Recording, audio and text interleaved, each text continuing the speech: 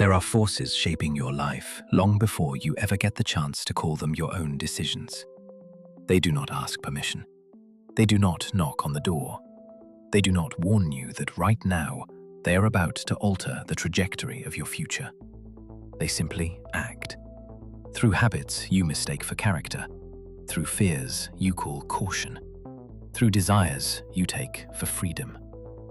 Through repeating patterns in which it seems to you that the circumstances are to blame, other people are to blame, the market is to blame, your age is to blame, time is to blame, luck is to blame.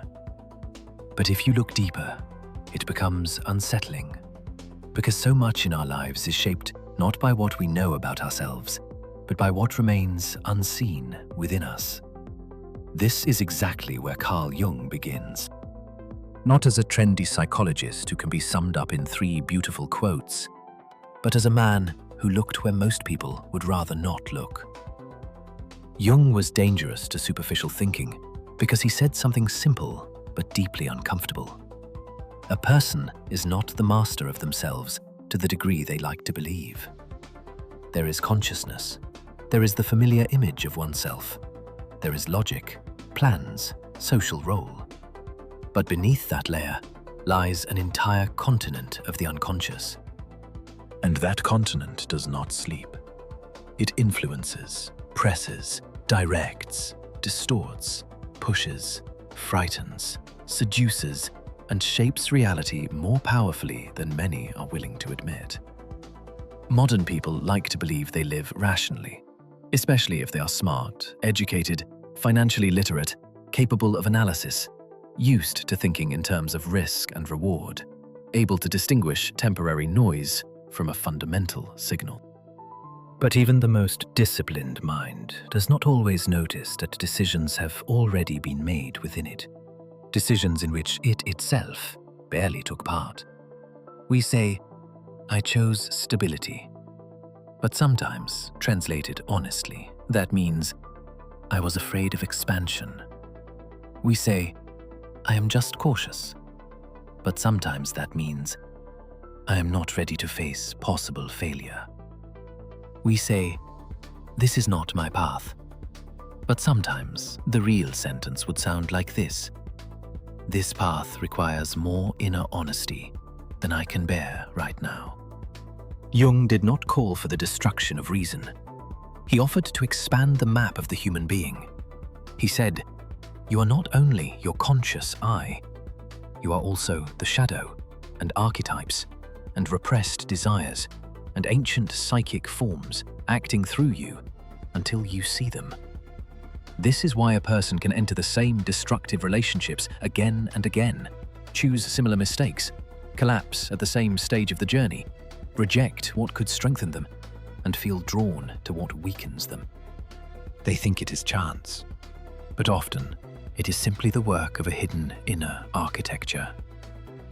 One of Jung's strongest ideas is the idea of the persona.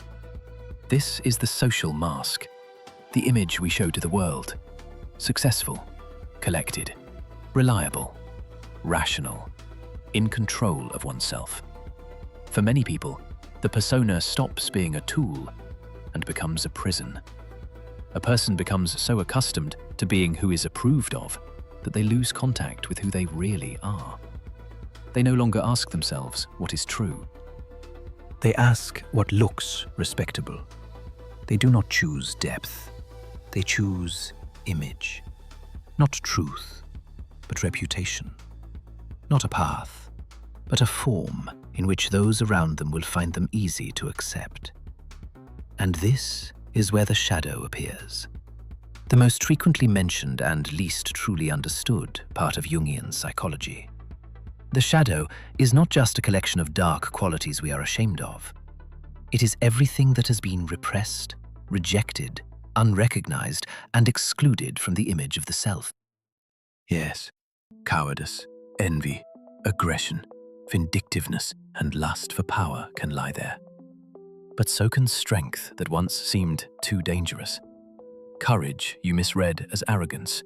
Ambition you labeled greed. Sensuality you considered weakness. Hardness without which it is impossible to protect your boundaries. The ability to be inconvenient, without which it is impossible to preserve your inner truth.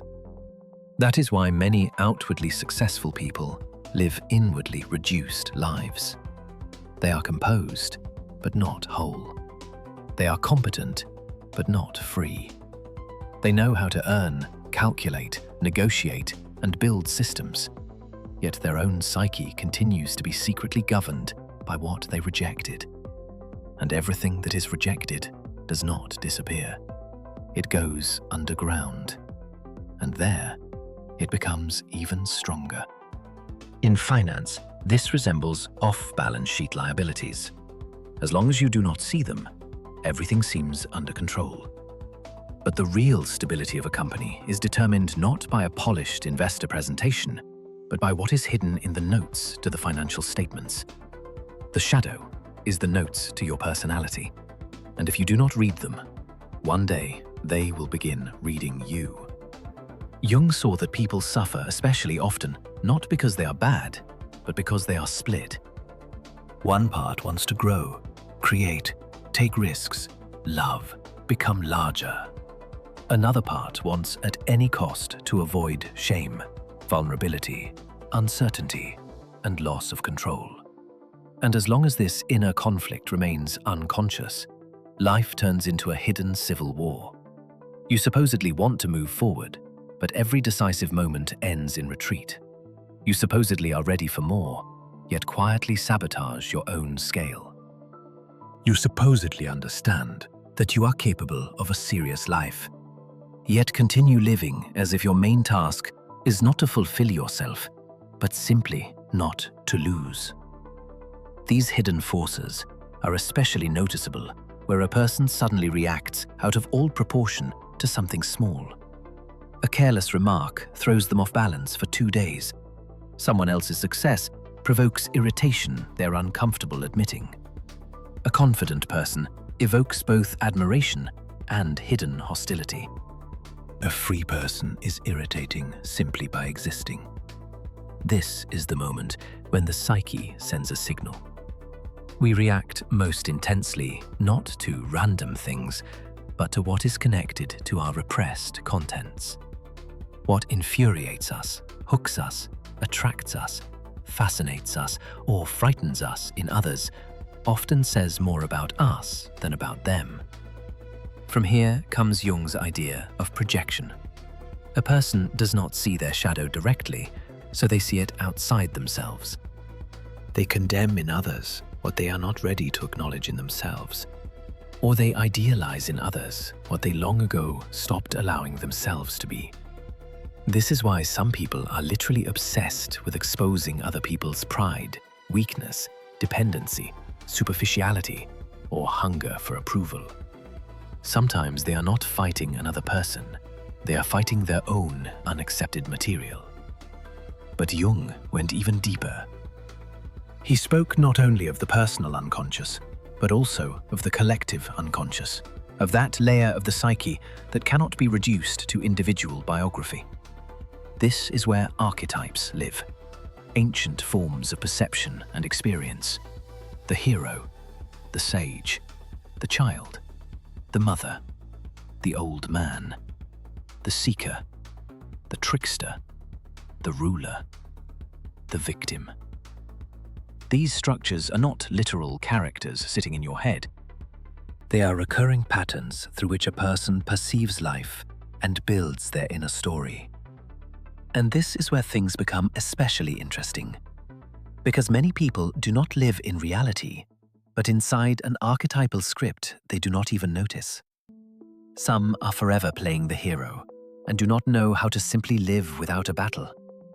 Some are stuck in the victim archetype and unconsciously create conditions in which they once again need to be saved or pitied. Some have become so identified with the image of the sage that they have forgotten how to take risks and have begun hiding fear behind profound reflections. Some exist as the eternal child, talented, sensitive, promising, but chronically refusing to step into responsibility. What is especially dangerous is that intelligent people know how to rationalize archetypal traps beautifully. A person can spend years living inside the script of, "I am special, so ordinary steps are not for me." Or the script of, "I am too deep to play these social games." Or the script of, "I just have not met my real moment yet." But beneath all those phrases, the same thing may be hiding: avoidance of being truly tested by life. Potential feels pleasant as long as it has not been measured. A real path always destroys the fantasy of your own exceptionalism. And that means it requires more courage than dreaming. If you're listening to this right now and noticing that what appears inside you is not just agreement, but painful recognition, do one thing. Write a short phrase in the comments. "I am ready to see my shadow." Exactly like that, without decoration. Because the moment a person names the truth out loud, the psyche stops being able to hide completely behind the mask. One short admission can become the point where you stop being a spectator in your own life and become a participant in an inner turning point. And perhaps this simple act will prove more honest for you than dozens of motivational promises you once made to yourself in silence.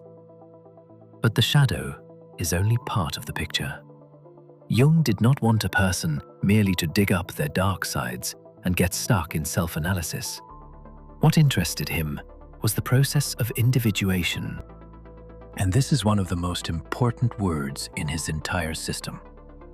Individuation is not a fashionable version of be yourself, and not selfish self-assertion. It is the slow, sometimes painful process of becoming whole. Not perfect, not flawless, but whole.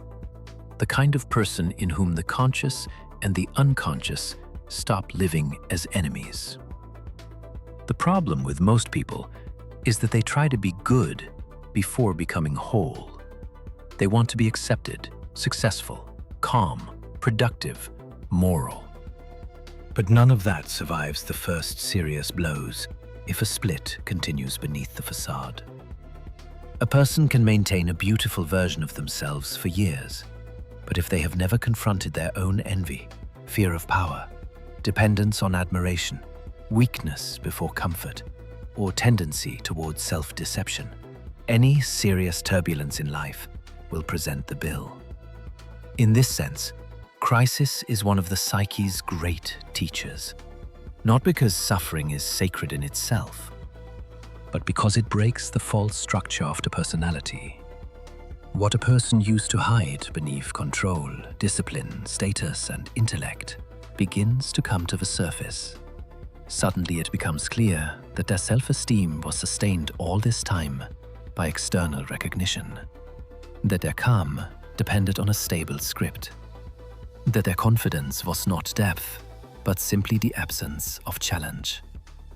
And this is a terrifying moment, but also a liberating one. Because only here does the possibility of real restructuring begin. Jung believed that dreams are one of the ways the unconscious speaks to us, not as fortune-telling and not as some magical code from the internet, but as a language of symbols. Repeating dreams, strange images, themes of pursuit, falling, losing a home, meeting a stranger, animals appearing, ruined buildings, dark water. All of this may be a psychic message that material has ripened within, material the conscious mind can no longer ignore.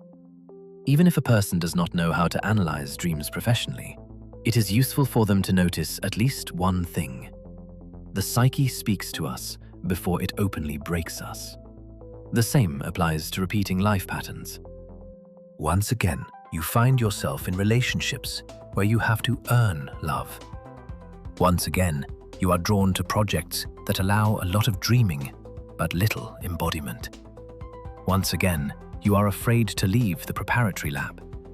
Once again, you choose people around whom you are smaller than you could be. Once again, you postpone the moment when you need to occupy a more adult place in your own life. This is not merely bad luck. It is structure. For an intelligent, financially mature audience, one more analogy is useful here.